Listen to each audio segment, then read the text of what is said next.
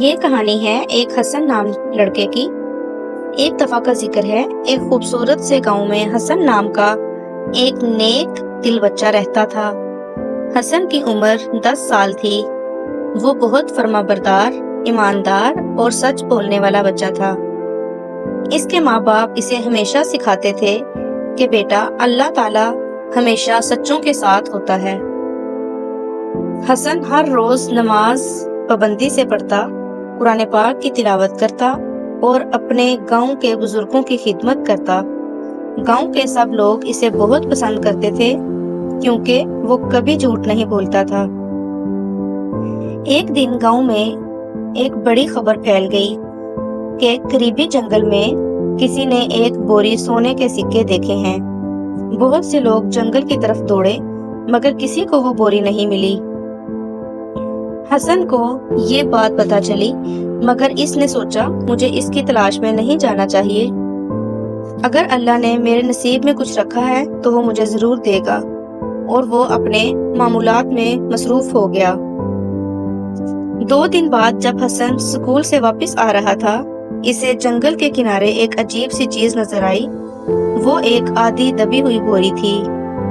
حسن نے قریب جا کر دیکھا تو وہ واقعی سونے کے سکوں سے بھری ہوئی تھی۔ اس کا دل زور زور سے دھڑکنے لگا۔ یہ وہی بوری ہو سکتی ہے جس کی سب بات کر رہے تھے۔ اب حسن کے دل میں کشمکش شروع ہو گئی۔ کیا میں یہ بوری گھر لے جاؤں؟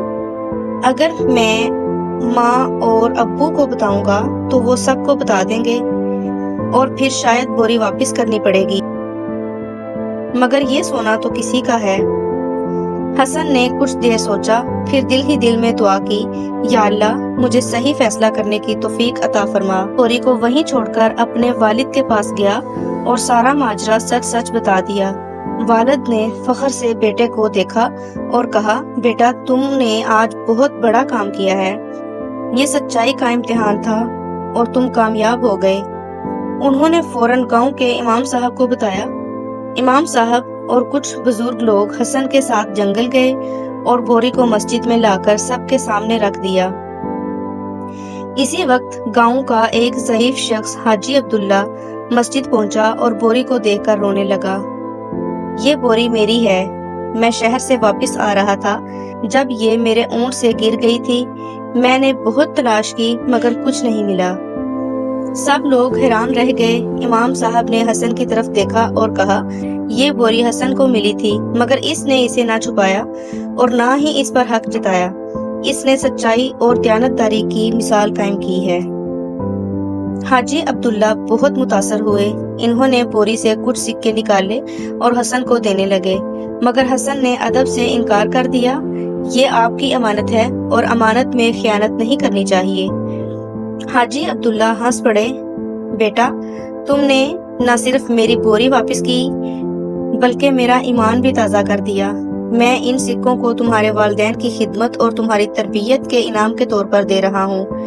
آخر کار امام صاحب نے فیصلہ کیا کہ ان سکوں کا کچھ حصہ گاؤں کی مسجد، کچھ یتیموں کے لیے اور کچھ حسن کے لیے رکھا جائے گا۔ سب نے خوشی خوشی اس فیصلے کو قبول کیا۔ گاؤں میں اس دن کے بعد حسن کو سچائی کا ہیرو کہا جانے لگا۔ بچے اسے دیکھ کر سچ بولنے کی ترغیب لیتے اور بڑے اس کی تعریف کرتے۔ حسن نے کبھی غرور نہیں کیا بلکہ کہتا، جو کچھ بھی کیا اللہ کے خوف اور محبت میں کیا۔ یہ کہانی ہمیں سکھاتی ہے کہ سچ بولنے اور امانت داری کا انعام ہمیشہ ملتا ہے۔ اللہ تعالیٰ ہمیشہ ایمانداروں کا ساتھ دیتا ہے۔ آزمائش کے وقت جو صحیح فیصلہ کرتا ہے وہی اصل ہیرو ہوتا ہے۔